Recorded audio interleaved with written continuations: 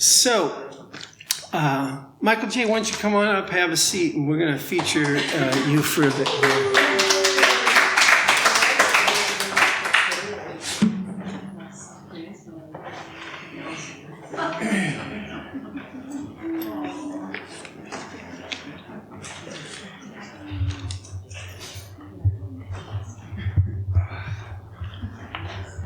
So,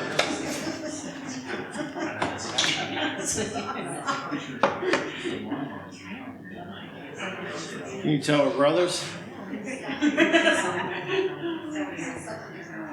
Okay, there's a shot. Wait a minute. Say cheese. We need to take your picture.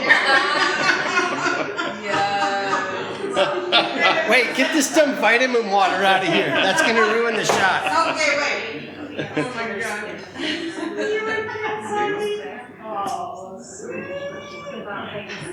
Yes, okay.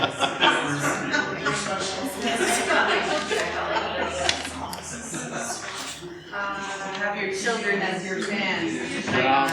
All right, so I'm going to ask Michael J. just a few questions that's going to go through the chronology of his history as a creative artist, and just have a sense of just personal history with him.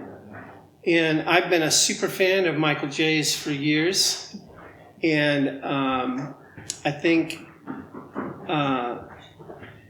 there's been so many moments in my life where it was such a joy to celebrate Michael as not only the older brother who knew how to hold a deep anchor for our sibling set as the oldest, and still does.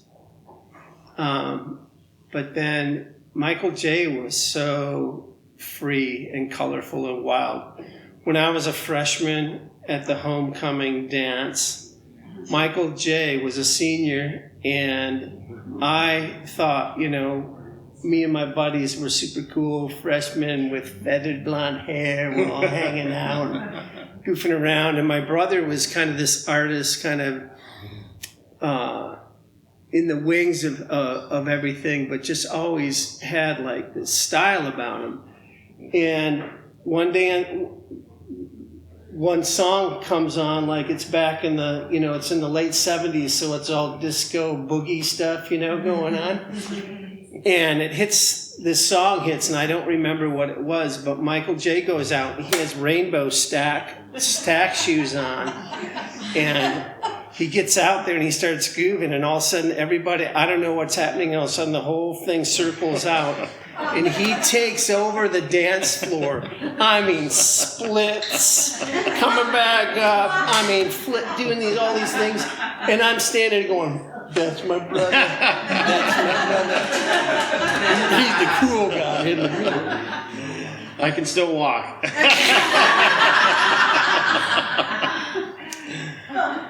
But, Michael J., when did you realize that you had creative gifts to offer the world? When did that kind of dawn on you, like, this isn't just a personal little thing I do, but this is actually something that could be a gift to the world? When my grade school pals asked me to draw naked women for them.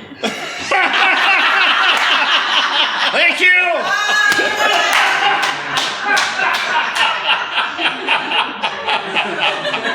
That's true. No,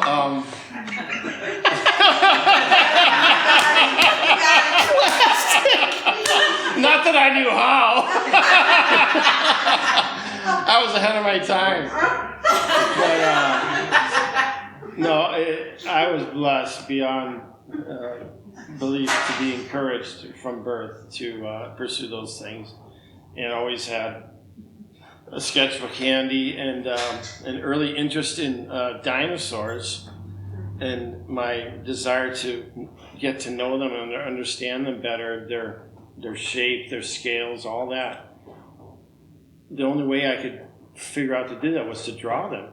So that interest sparked and was the root for my desire to to express that, and drawing was an outlet of that. And then I was into cartoons like Snoopy and superheroes, and I wanted to imitate how they looked, and I wanted to be able to do that. I didn't know I was drawing until all of a sudden I realized a few years later in the process of studying the dinosaurs and the cartoons that I just liked the act of the line on the page and the serenity of that, the power of that, the power of putting an element to paper and drawing a line and determining where it will go. Not so much power in a dominating way, but in a way of, an outlet of expression. And from then on, it was just like sheer joy and sketchbooks. And then, of course, hours in the car waiting for Mom to make a real estate. If we weren't killing each other, it was one way not to kill each other was to, draw and everything. So, I owe a lot of that to the hours in the car with Mom. So you did a lot of exploratory jobs and seasons of different stints in different places, from Milwaukee to Wichita and back, and you even sold back scratchers for a summer with the carnival. And just stuff like that. I mean, you just threw yourself at all these alternative things. And then tell us about how you landed at Milwaukee Institute of Art and Design, and then what you found when you had the structure and setting to kind of harness that creativity that was in your late 20s, or mid to late 20s. Mid-20s, yeah, because I was, our family history is a whole other story, but we were just immersed in the wave of the early Jesus people movement. So my influences were artists and drama people, and so I had a plethora of input from all sorts of different stimuli. So that was just landing on me everywhere, and I was seeking it out. And but the emphasis for me was the spiritual side of things, the ministry. I was playing guitar and leading weekly time-out meetings with kids out of high school. I was mowing lawns. I was driving bus. I was just doing a whole bunch of things, and I was waiting on God's call for my life in many ways, and just serving where I could. And Mom always had resource related to that. But I started to feel like I needed to go in a direction, like I needed to go into the ministry, or was it okay for me to pursue art? And I don't know that there was a specific moment or revelation time, but Mom and Dad gave the okay, saying that they would support my going to art college. And so I'd heard a lot about it, and so I pursued that. And simultaneously, I'm living in the inner city of Milwaukee on 30th and Elite. And I'm living with a guy whose job it was to be a diver in the water for London Construction. And he's diving in the river, and he gets drunk on the weekends, and he's a hockey player, and he doesn't have real teeth. He has a plate for teeth, and he'd fall asleep in the bathtub, and I'd have to get him out of the bathtub and get him over into his room. And so I'm living in this inner city, and then there's gang kids living across the street, and they spray paint Pete and MJ on there because we got in with the gang kids. So, and then we play football in the street, and we turn on Cool in the Gang, Earth, Wind, and Fire. And it was just, I was in heaven. I just was loving the people, and I go for runs in the street, and I get rocks thrown at me because I was white, so. But I didn't care. I was just free-spirited. And simultaneously, I'm going, the first year of Maya is completely immersive. It's foundational. And you learn everything. And you're hours upon hours of projects and three-dimensional projects. I did a blow-up toothbrush, and it was taller than me. And I'm on the city bus with this toothbrush. and there are businessmen on there, and there are inner city guys that had guns, and they just looked at me like, we can't kill him. He's too weird. So I'm on a toothbrush in the city. Anyway, there's stuff like that. This whole experience. Plus, I'm living in the inner city. I'm working at the University Club where President Reagan and all these hoity-toities are coming, and I'm polishing the brass. So I had all this perspective, and I'm loving art school. I'm loving the people there. I'd go to a friend of mine who worked he was a bellman down at the University Club. He was into New Wave. So we'd go to these New Wave clubs, and it was so fun. We'd just go crazy. I would tell art school and do it in a New Wave club, Are we not, man? I was just living like this. What they have on Netflix now, these movies, it's like I should be in one of those. Yes, you should. Nonetheless, the core of me was filled with light, and I was in the Word, and God kept me through all that, because there were a lot of hard revelations about life and the city and the people, and why would I be going to art school? Because when these people, they have nothing, they don't have a door, they don't have a window. And anyway, but through that I was learning the power of love, that love overcomes everything. Your desire, your gifts, you use them to impact other lives, starting with your own. So certainly mine was phenomenal in giving me structure and, the exposure to color, the color theory, and then starting to figure out what you wanted to do for for your senior project. Which direction you would go. I was definitely oriented in the fine arts side because I love drawing. I had already loved drawing, was so essential to me. With my drawing pad, I could write, I could draw, I could do anything. It was my universe, and they encouraged that. So I had life drawing classes, and I had 3-dimensional classes, and everything in between. So, and I don't know, those 2 years just went by really quickly. But mine was fantastic. Yeah. So having landed out of that season and establishing yourself with Jody and starting a family and stuff, you often had spaces in town here or nearby that were your studios, And I've heard you often say the phrase studio as sanctuary. And so why don't you describe a little bit what that means to you as you step into the studio as sanctuary? Yeah, I was glad that you gave me kind of the question beforehand, and it really is the word, the Latin word sanctus, which means holy. It holy is set apart, holy is other, holy is undefiled, is pure. That's what the studio I wanted to be and intended to be. That place where the purity of who I am, the design of who I am is in full swing, full measure. And the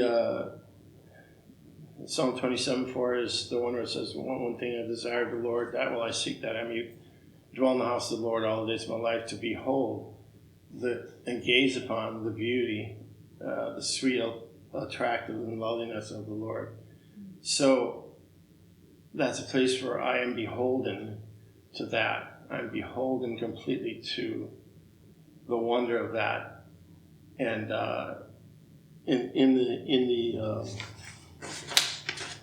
that word to gaze, I love the Greek of that. It says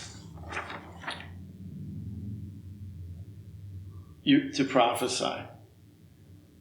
When you're so beholden to something so captivating, and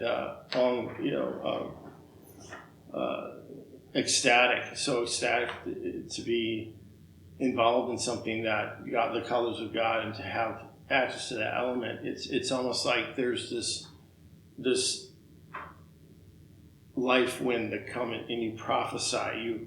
Through you comes this other life. You're prophesying upon the canvas. You're prophesying with the pen. So there's this return of life, and you're revealing something that's never happened before, and it's flowing through you and out, and it's revealing things to you, and so that's what I want that place to be. It's sacred. It's holy. It's a place where prophecy, whether it's just for me or for others, inevitably it's for others because you're producing something sacred and holy, and not always.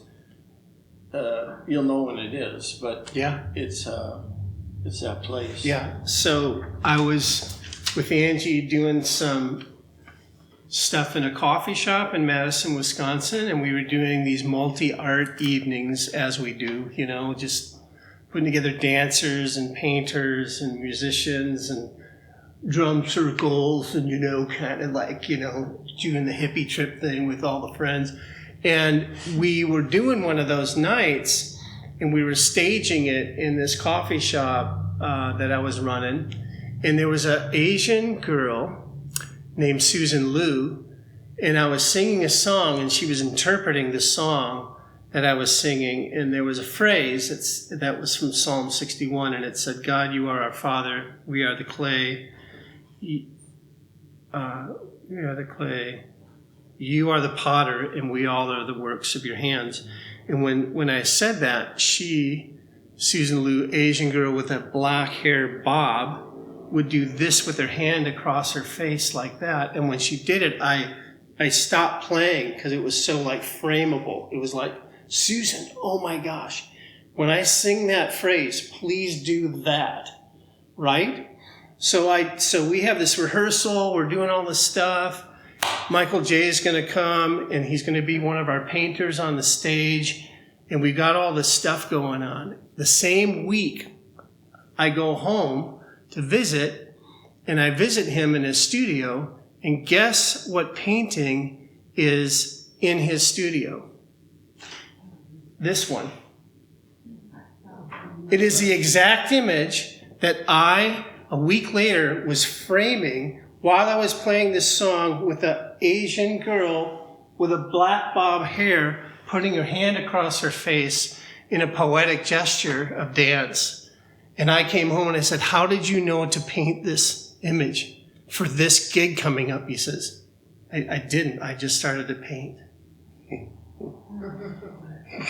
That's studio is sanctuary.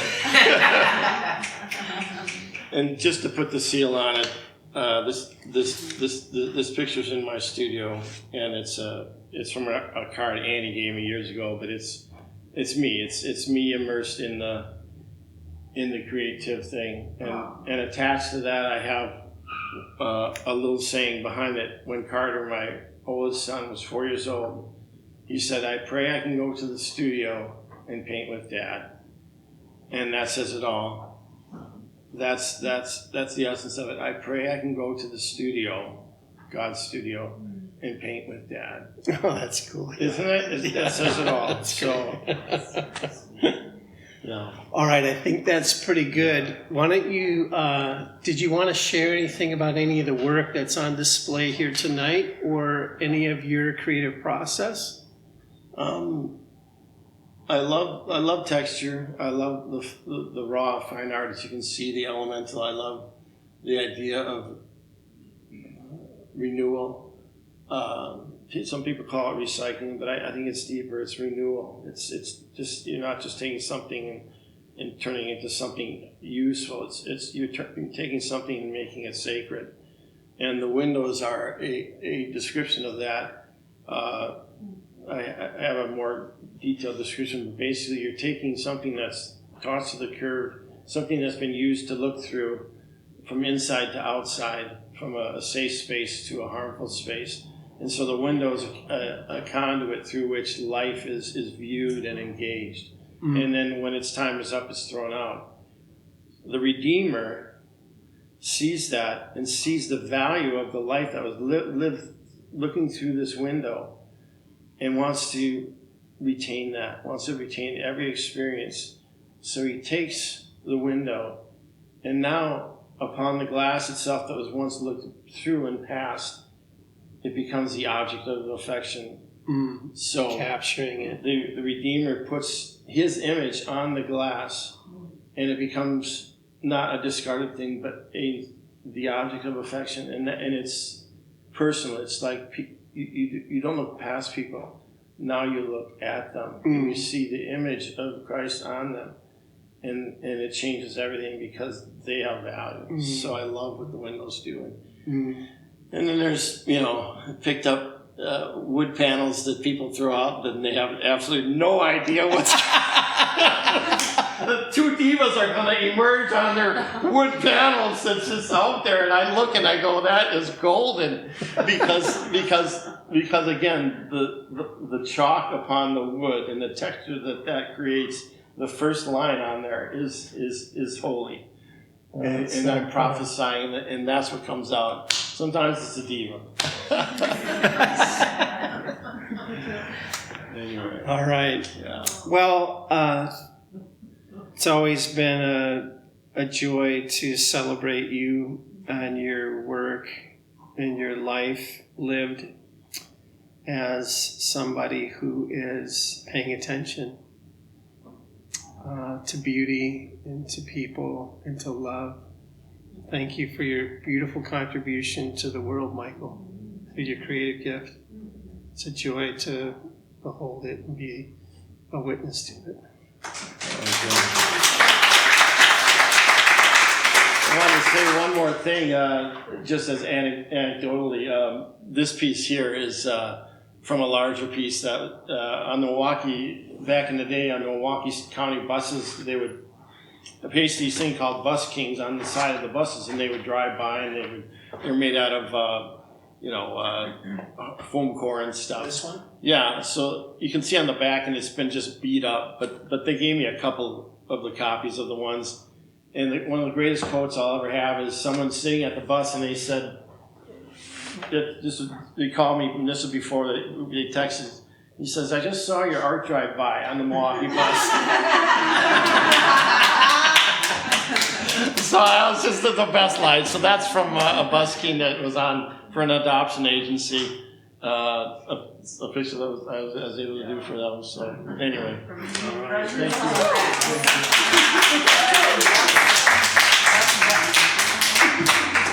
All right, well, linger as you wish, and there's drinks and some snacks in the workroom, the workspace here. That's all that we're going to do as a focal point tonight. Everything else is just conversation, and if anybody is going to stick around a bit later, I may play a very deep dive second set of music if anybody wants to hear it.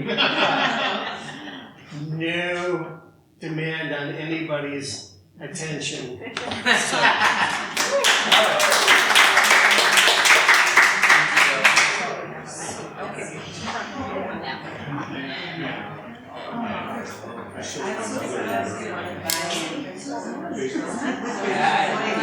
Yeah.